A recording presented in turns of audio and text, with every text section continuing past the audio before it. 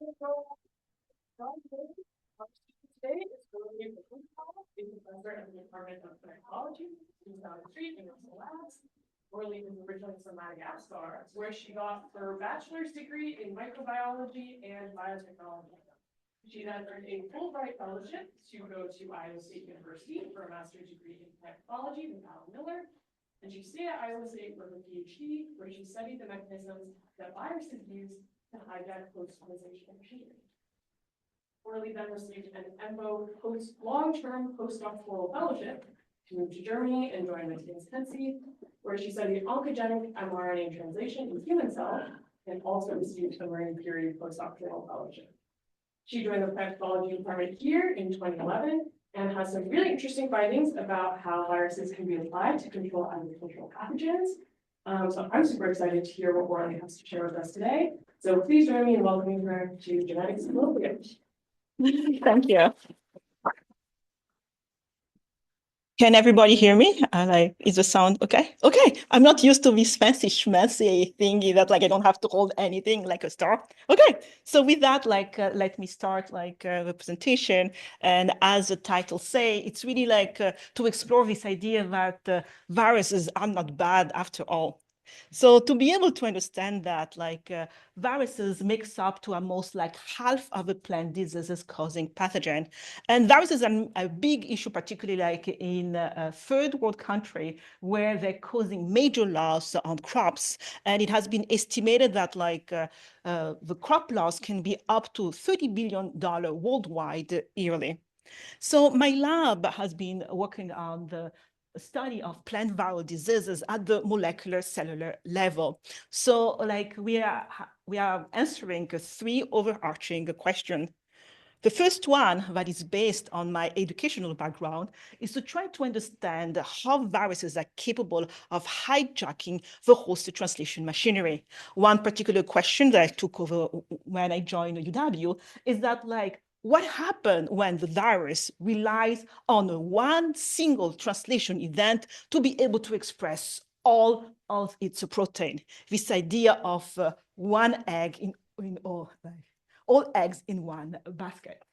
So another project that I took along when I started the lab was to also understand how viruses are capable of evading, avoiding, or suppressing host defense responses. You need to understand that plants that just don't wait for the virus to kill them, they try to defend themselves. And one of our question was more like a discovery, recent discovery, that it seemed that the activation of a plant defense response seems to be through the recognition of one single amino acid within this large family of RNA viruses.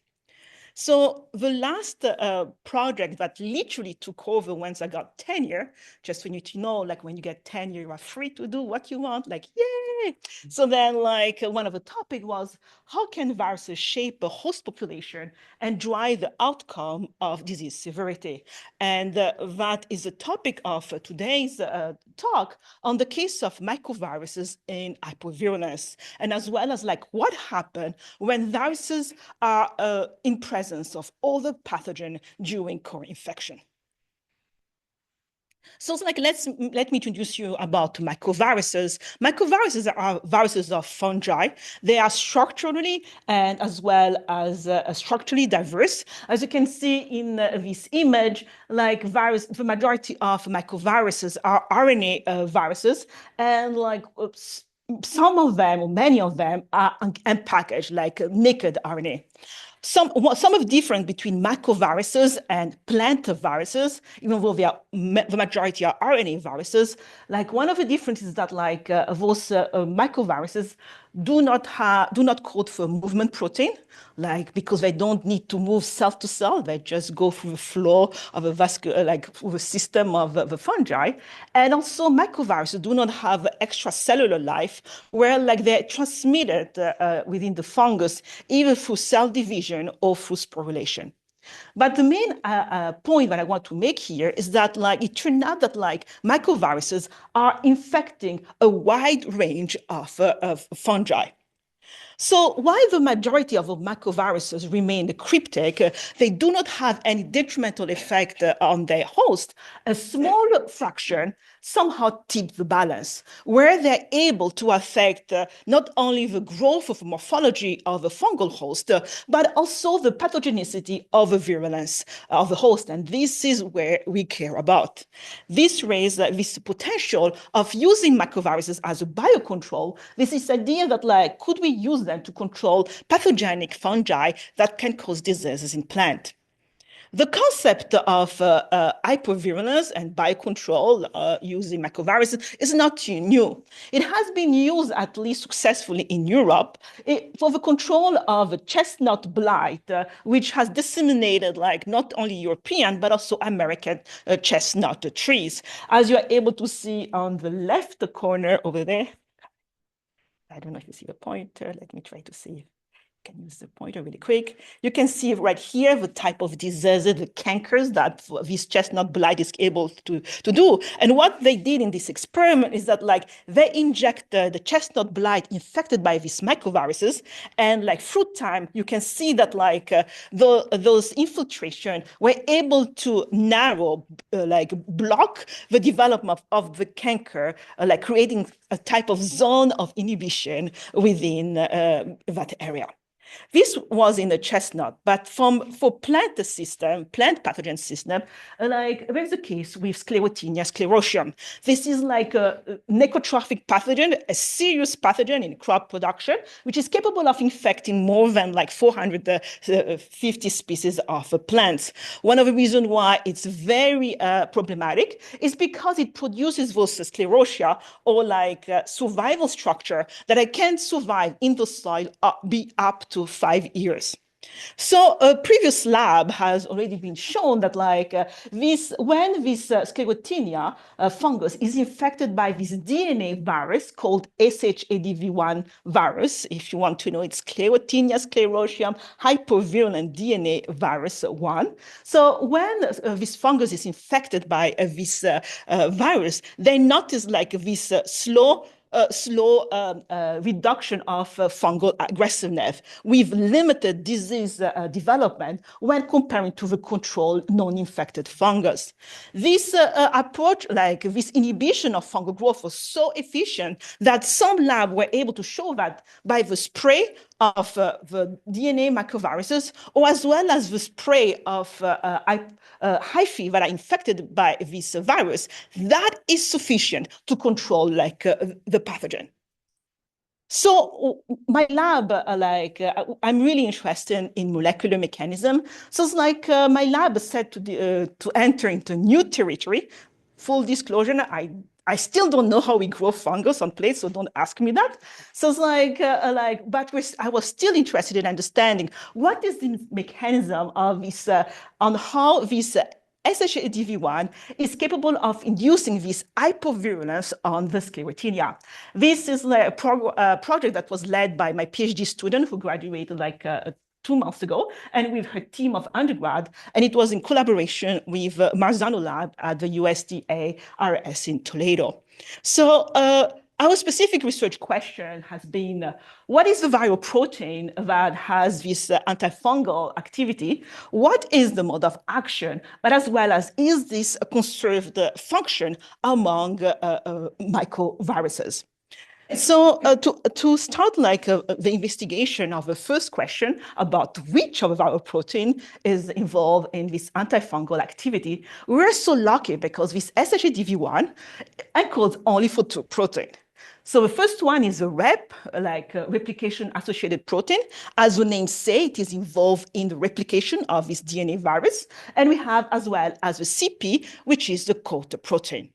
So it's with our collaborator, we use different method to try to validate and identify and isolate the viral protein.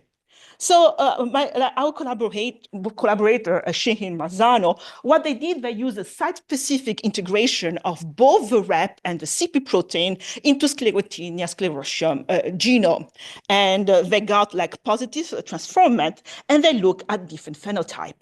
And what they observe is that, like looking at the fungal growth on this plate, like that the transformant that express a rep has like this limited, pretty much significantly reduced growth on the plate, and that is comparing to the CP, but as well as the empty vector and like the wild type control.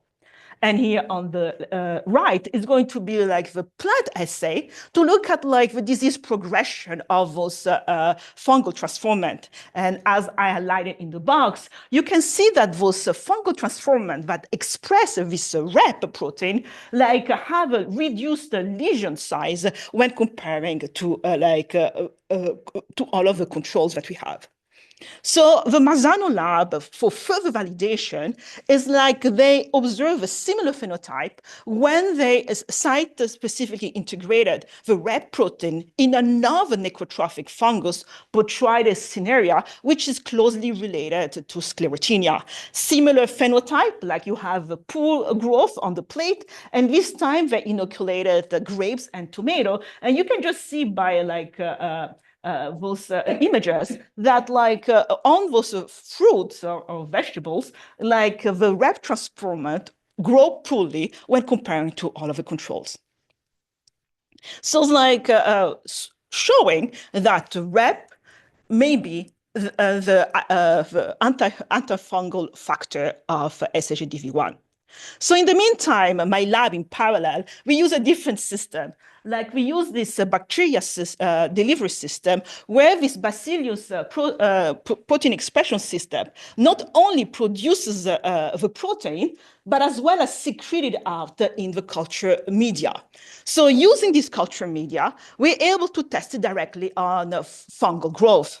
So it's like here, like to show that like when we apply this cell filtrate that contains this SHDV1 rep, we are able to replicate like this slow growth of the fungus. And this again comparing to the code protein, the CP, as well as the empty vector. What was interesting when we dive in further is that like the slow growth that we observe was correlated with the low production of oxalic acid. Oxalic acid is one of those like virulence factor that sclerotinia has to produce to go through infection. So now, like we wanted to test, does the slow growth on plate, as well as the low production of virulence factor, will that correlate with the suppression of disease on plants? So my lab performed this experiment using sunflower plants. The sunflower plants are known to be able they are susceptible to root rot infection by sclerotinia. So what we did, we literally like soil treated, soil irrigated the sunflower roots with either bacteria that express the rep or the different control, like prior to inoculation of the roots with the sclerotinia. And as we can see here in this busy slide, but the main idea at the end is that this pre-treatment of the soil with this bacteria that express this rep protein is sufficient to protect the sunflower roots from this basal stem root rot. So what I'm showing here is like what happened at 4th day or 8-day post-inoculation. And here we are measuring the lesion that is happening at the base of the stem, like from the root system. And as you're able to see that all of the sunflower that are treated with the rep shows small lesion when comparing to the control. And as you can see the control here, if you zoom in with your eye somehow, you can see like already some browning of the leaves. And this is compared to the rep where it shows like a little bit more green. So it's like numerically, when we counted the plants, by day 8, 90% of the rep-treated sunflower like show little or no sign of collapse. However, the controls, 45% of them were already dead. By day 11, all of the control plants were dead, while 50% of the rep-treated sunflower were still like standing tall, suggesting really like supporting that we observe this disease suppression. So the next experiment is that like we wanted to look at a potential application in the field, and we wanted to look at the synergistic effect action of this REP treatment with fungicide.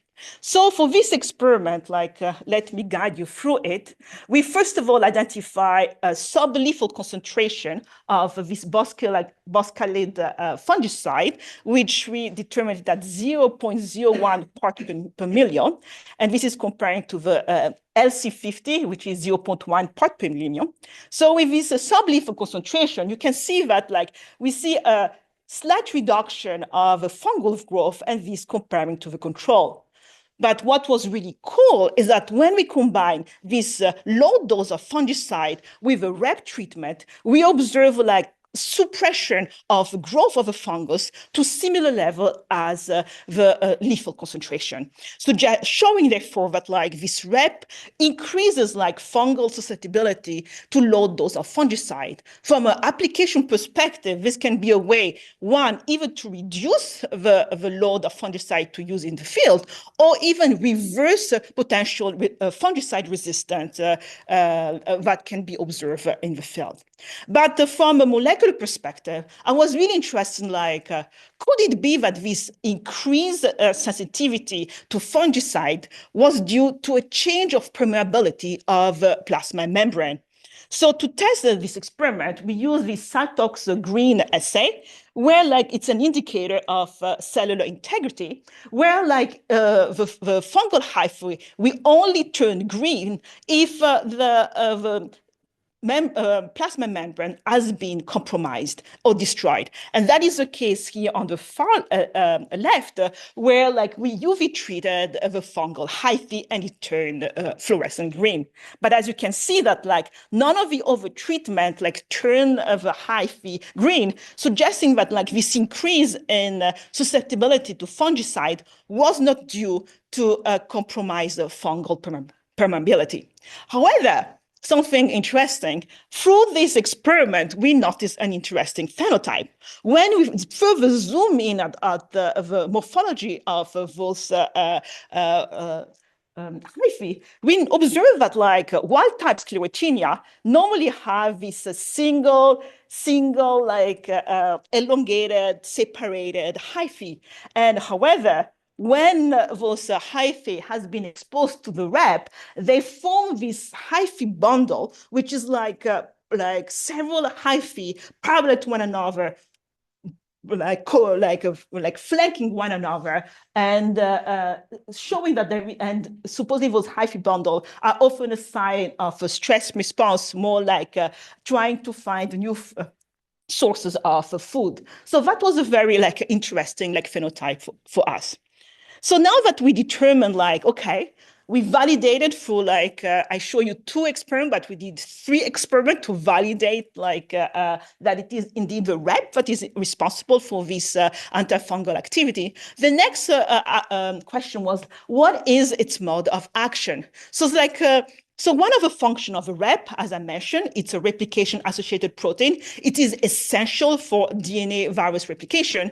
And we know that one of the REP functions in plant viruses that have a DNA, it is involved in reprogramming of a cell cycle. And those REP in those plant DNA viruses, they're doing so through some specific motif, LXCX motif. Those motifs are able to bind those retinoblastoma protein, and that's how they're able to reprogram the cell cycle. So that was our first exploration. First of all, we look whether we do have a LXCXE motif. So we found 2 that may have maybe potential motif, and then one at position 4951 within the catalytic domain, and another one downstream of the ATPase domain. So of course, as anyone will do, if you find a motif, you have to mutate them. So we literally mutate the key essential amino acid into alanine. And we did our test assay on the plate. And what we're able to observe is those putative LXCS motif may not have a function in hypervirulence because they did not abolish the hypervirulence activity of the protein. So then we move into computational AI, wherever you want to call it. So there is like this a tool that is called the PIMPA, a computational tool, which is able to predict antimicrobial motif. So we plug in both our CP and as well as our rep, and they were able to identify a 14 amino acid motif sequence that supposedly has an antimicrobial activity. So again, this is prediction. But what was interesting was that this predicted motif lied within the ATPase domain of a rep protein. So looking at the motif, what we did, we mutated those two conserve lysine into an alanine with this idea, one, that we change the positive charge of a surface area, this is one, but two, those lysine motifs are important in animal DNA viruses in the function of the rep in DNA damage of animal cells. So once we mutated those amino acids, we look at their activity on the plate. And as you're able to see, that those single point mutation were able to able to abolish the hypovirulence activity of the fungus, where we don't see any suppression of the fungal growth. And when we submitted for publication, we needed to add a Western blot to show that this lack of activity was not related because there was less protein produced by the bacteria, and that was not the case. But what was interesting is that those mutation reverse this hyphal bundle phenotype that I described you before, where rather than being all bundled up, like the wild type, now they start to have this single hyphae formation similar to the empty vector. So with that, moving on, now we know the mode of, not what we know, but at least we are able to hypothesize that 14 amino acid sequence are important for this function. And we wanted to see whether this 14 amino acid peptide or this function of hypovirulence may be conserved among other DNA viruses. So to do that, we got access to 98 rep-like sequence from DNA viruses from a metagenomic analysis publication. And by doing that, we identify 5 potential clusters based on their sequence. And then to simplify our life, we selected one sequence per cluster, and we zoom in and look at the conservation of those 14 amino acid sequence. And here, oh, interesting, it should be I love the color. It should be a pink, but it's okay.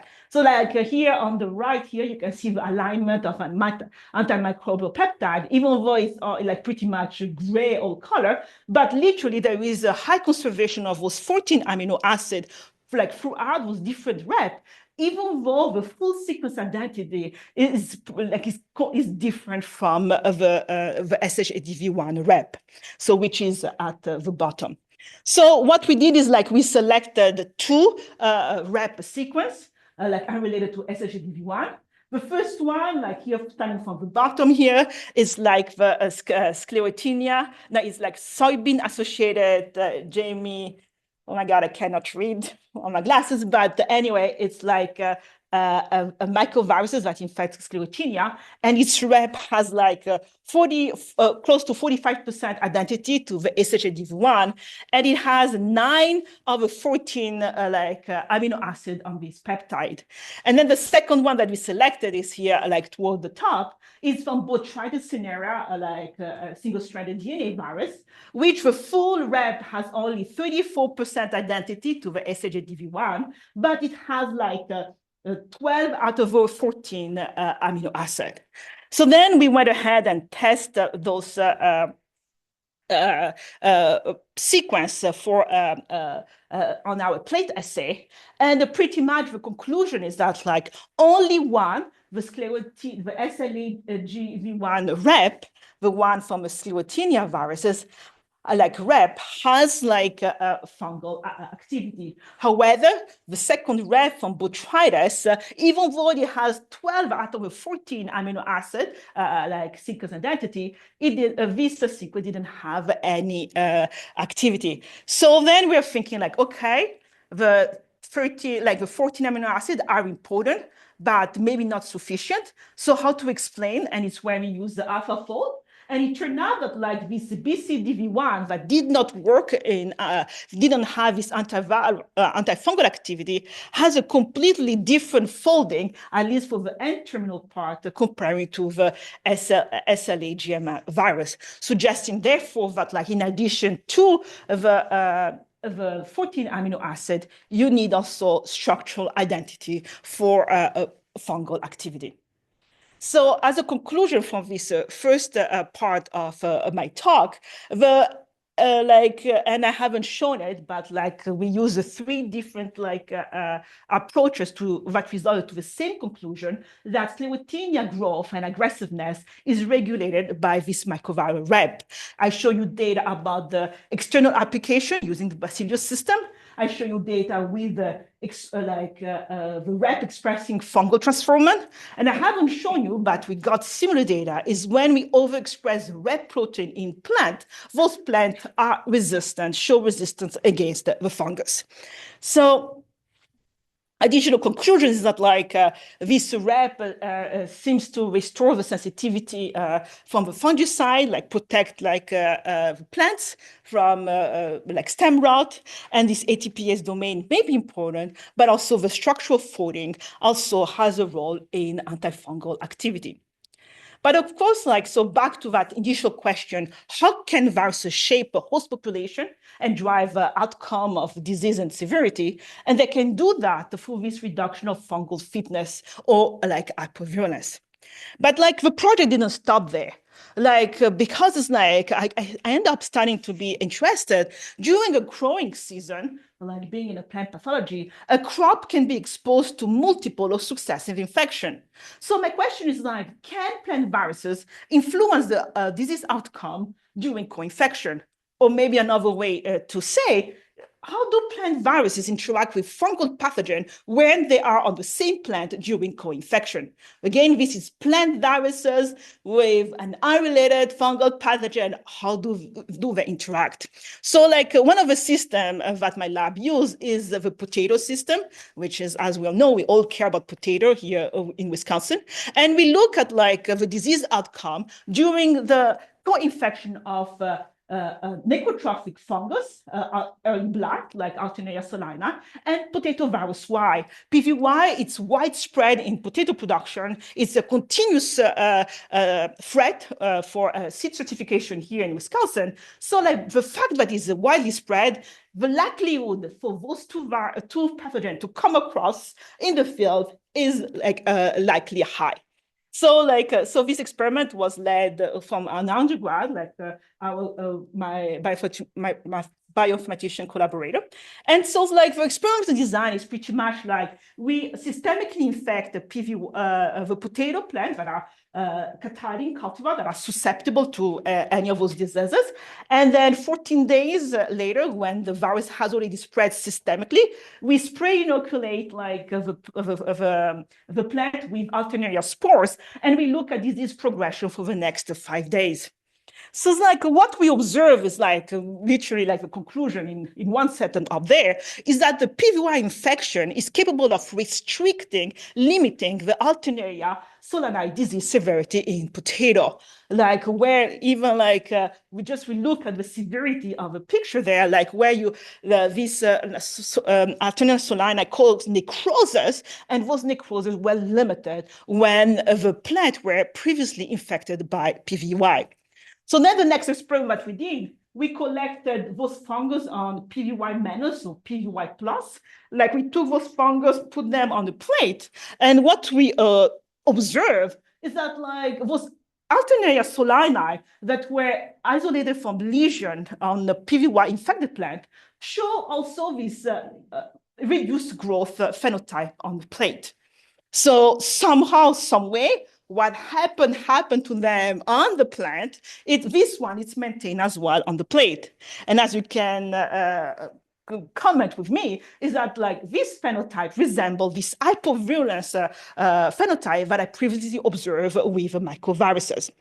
So then, like, what we did is like, I wanted to dive in further into the molecular mechanism to be able to understand how does this suppression of these fungal infections by PVY happen. So we did like a multi-species RNA sequence analysis where like we literally took, we're going to look at like the transcriptome of a potato in response to PVY alone, in response to Alternaria alone, and what happened when both of the pathogens together, as well as what happened to Alternaria-related genes when they are on a plant that either have PVY or not.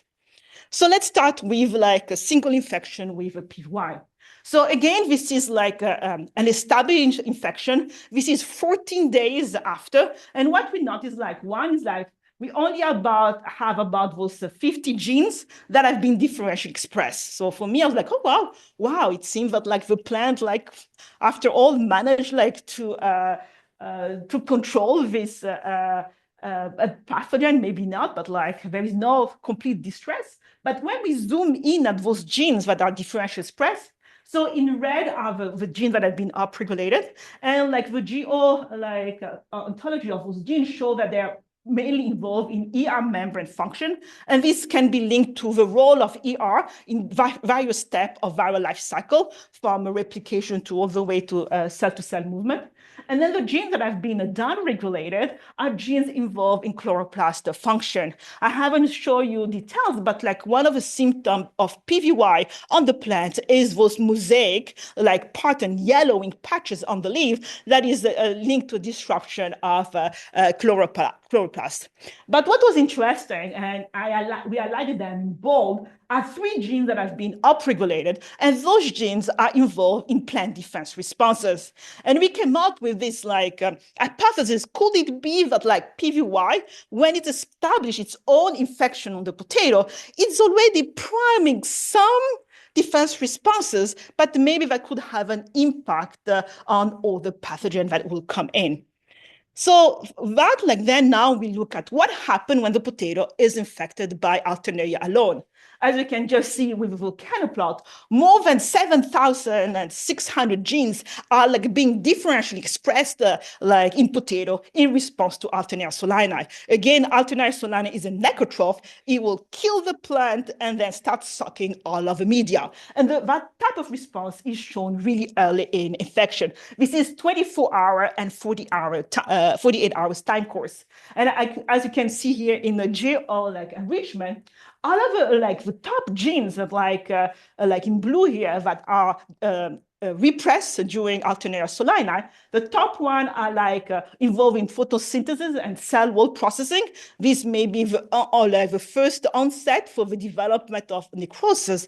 But what is so interesting, like genes that are involved in defense response against fungi are completely turned off by the Alternaria, suggesting that like Alternaria for a successful infection, like pretty much suppress defense response. But then what happened when PVY is present? A quick diagram here to show you like the transcriptional changes that are happening like in the presence of PVY, to show you that like 4.8% of the genes that were initially differentially expressed by Alternaria like are the same response. However, 95.2% of this differentially expressed gene by Alternaria are now modified by PVY, from like being upregulated to like back to normal for 44% of them, downregulated to up to normal. And what was interesting, we have some genes that were downregulated, 2% of them are now upregulated.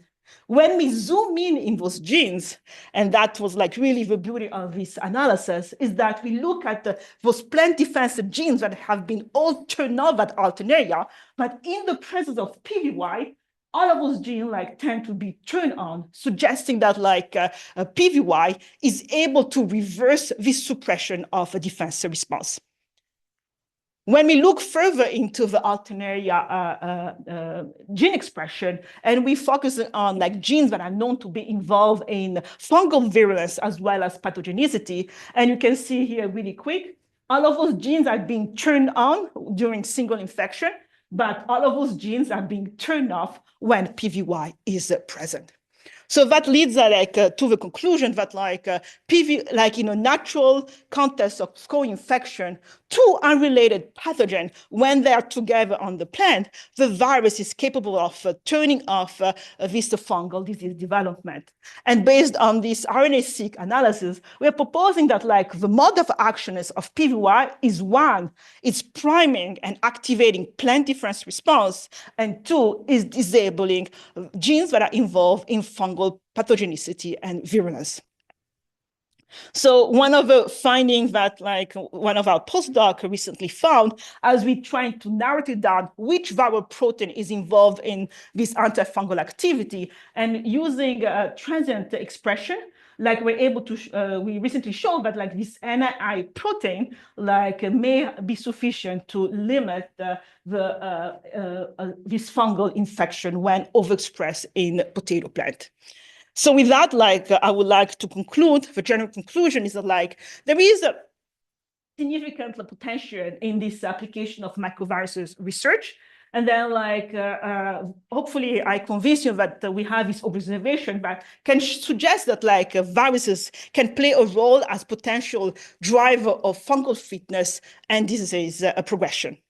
So with that, I would like to acknowledge all of the team in my lab, but as well as all of our collaborators, the funding, and you for your attention. Thank you.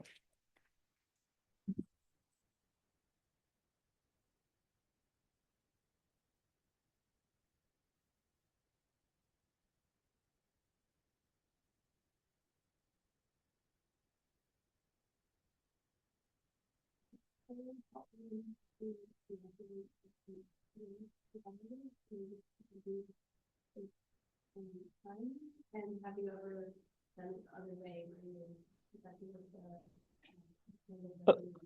Okay, so I repeat the question. Okay, let me start with the second one. Have I done all the way around, cleaning the plant with a fungus and then PVY?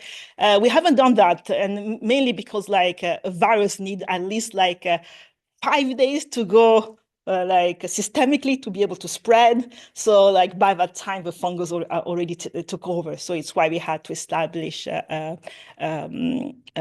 infection. And then I've tried different time point on when inoculate Alternaria. We haven't done that because my first key was to make sure that the virus load is there.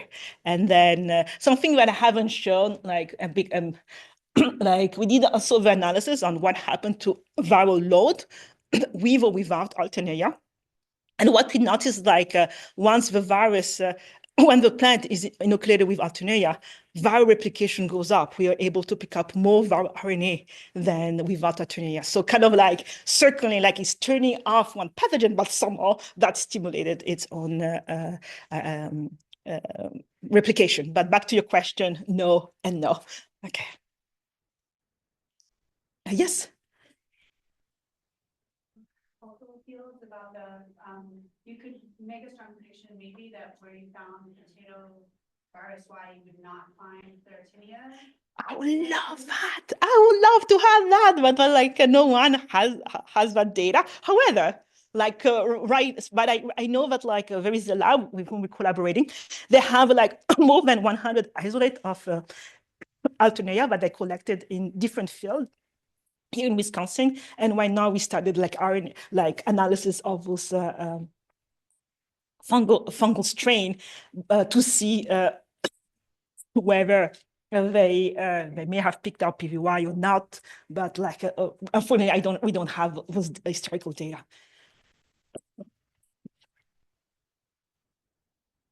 Yes. Really unrelated questions, so I'll try and do them one at a time.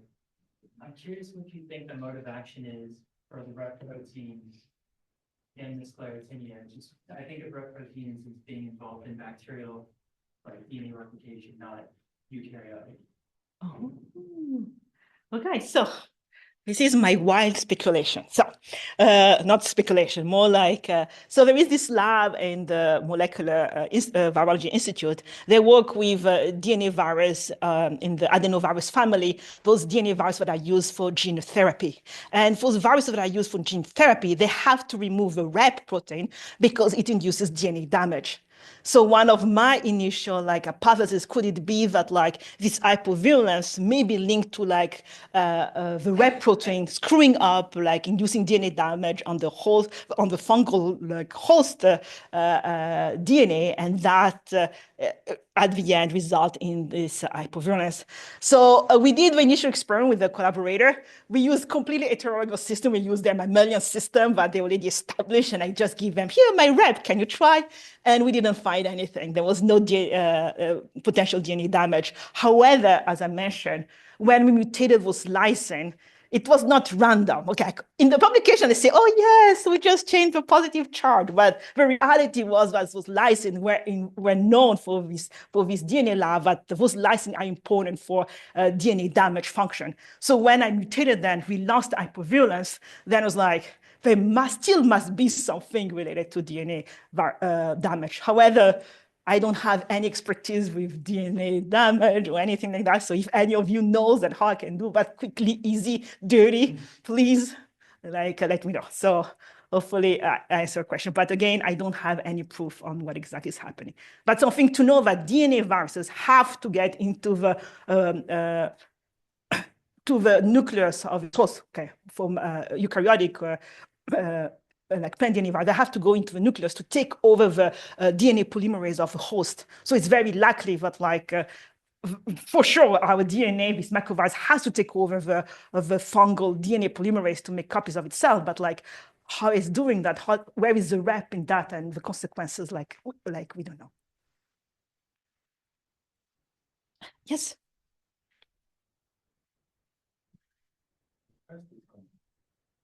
What's the relationship between these microviruses and the plants, the immune system?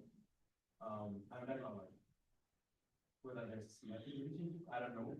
And how does this infection of the microvirus in the fungus, while it's in the plant, prime immune response or hypersensitivity in the plant, for example? Okay, really cool question. What is the relation between the plant virus, and then the plant, the microvirus, and the fungus? So I haven't shown you the data. One thing for sure, just to mention, those microviruses do not multiply in plant system. They cannot, maybe they can replicate in one single cell in protoplasm, but they're not able to move. They don't have any movement protein. Just this is one. But so we did also a transient experiment where we agro-infiltrated tobacco plants with this rep protein. And as I mentioned briefly, that overexpression of the rep on those plants block fungal disease development. But what is the most interesting is we did RNA-seq as well on those plant overexpressing rep.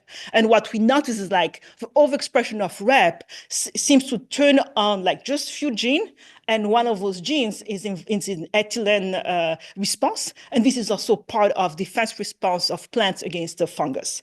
So that was an encouraging way for us to say that it's very likely that also in this sclerotinia system, the rep is able somehow to activate plant defense response against the fungus and limit fungus growth.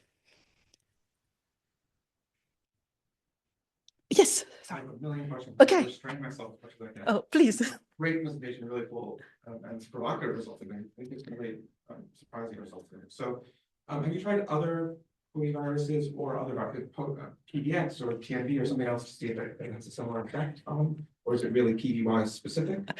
Okay, this is a good question. Kind of have I tried on other system?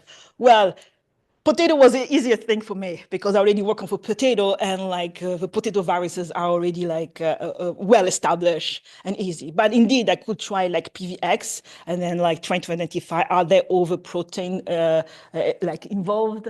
And so at the moment, this NIA protein that we identify for for the PVY, it seems to be involved in counter defense for plant immunity response. So like maybe it's I don't know exactly how it works, but like somehow, some way, maybe it turned off some mechanism from the fungus. But like indeed, I could try over system, but we try again, as I said, after 10 years, you can do whatever you want, but like things go, it's underground. So I only have few people like all of you are like PhD student. I can tell you the story. When I gave this one to my first year student, this project with rep and sclerotinia, she hated it. She's like, this is not working. Why are you giving this? There is no literature to back up what you're claiming. It was like a consistent, no. Like but at the end, I told the student, like, wait a minute. If you do not trust me as your PI, this is not going to work. Like we have like evidence that overexpression of a rep into Nicotiana betoniana that induce like this antifungal response. So it means that there is something there. So if you do not trust me, then this is not going to work. And that literally turned off like the student attitude. And then we got her paper published in the PLOS Pathogen just like 2 months ago. So that was really cool. So then that's great story actually. So the persistence of the part that really shocked me was the persistence of a growth defect in the alternaria that you harvested from a PY. Do you have any, how long does that growth defect persist? Do you have any evidence about what that could be? So like this is really a big question, like this growth defect once you transfer the fungus onto plate. So yes, it is persistent. We keep on subculturing. Our crazy hypothesis, by the way, I'm very good at creating hypotheses, was like, oh my God, could it be that like this fungus acquire PVY and then a PVY act like a mycovirus and like, no. RNA-seq analysis didn't find no partial, no full length of a PVY. So like, and also the fact that like overexpression of a viral protein is sufficient to replicate this phenotype. Maybe it's not like the full length that is needed, but maybe this interaction of a viral protein with something that is causing it. But I'm expanding my answer to you. Like one of the projects that we started now is to look at small RNA. Population, mainly because it's like in the literature, it has been found that like fungi and plants are capable of exchanging small RNA. The fungus will secrete small RNA into the plant to turn off a plant defense response. Plant is capable of exchanging small RNA into the fungus to turn off virulence gene. And we're wondering whether this phenotype you're observing for the plant defense response virulence gene may be at the small RNA level of exchange. So stay tuned on that and let's hope there is something coming out of that. But My third question. Okay. Talk to Highland about this, but so I guess just following up that for a second, just the RNA-seq, a lot of the genes that are currently expressed are targeted by small RNAs, you know, the N-like genes and RLKs and so on. Okay. So it's worth thinking about. I wonder if HC-Pro alone from PBY would have any impact on this. yes, yeah, no, let me tell you, like, anyway, so like we've been working indeed on HC-Pro because like when I was looking at the gene that was involved in this hypovirulence, HC-Pro, this is the multifunctional protein. One of its functions is the RNA silencing suppressor. And I'm like, must be HC-Pro because I have a full project on the role of HC-Pro in turning off a plant defense response.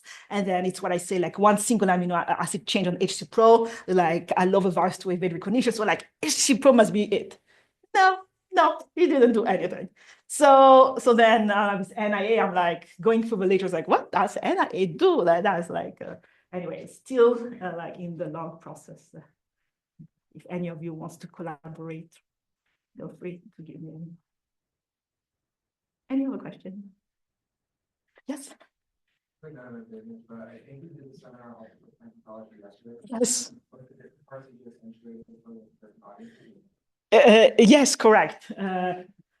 You were not got the full version of it, of the story of the rep, mainly because it's like my PhD student graduated 2 months ago, so I didn't give them. However, what they got is the other story. So it's like last spring, I was on sabbatical in Japan, and I was working on the role of mycoviruses in hypervirulence. This idea now that mycoviruses can increase the virulence of the fungi. And like I was collaborating with this lab who works with insect killing fungi. And like some of our preliminary data suggests that like the ability of those entomopathogenic fungi to kill like mosquito has to be linked to the presence of some microviruses. So I don't know if we have time, I will show you the slide, like we can chat later, but like it was a cool, productive, short sabbatical. Yes, so that was like the main difference, but like overall, like similar. Yes. And then, like in a dream world, is there any other plant that you would like to direct this research towards, or are you feeling pretty comfortable working? Okay, like it's similar to the question that I got here, like could we use different viruses? Could I now use a different plant? Something that I was very interested in, like, is like, how about like plant DNA viruses, like the cauliflower mosaic virus, like Jane found was like the biggest DNA viruses, and they all have a rep. Would it be that like do their rep as well has this antifungal like activity, and that would be a completely different type of plant to use different viruses, but like again with this idea about conservation of function.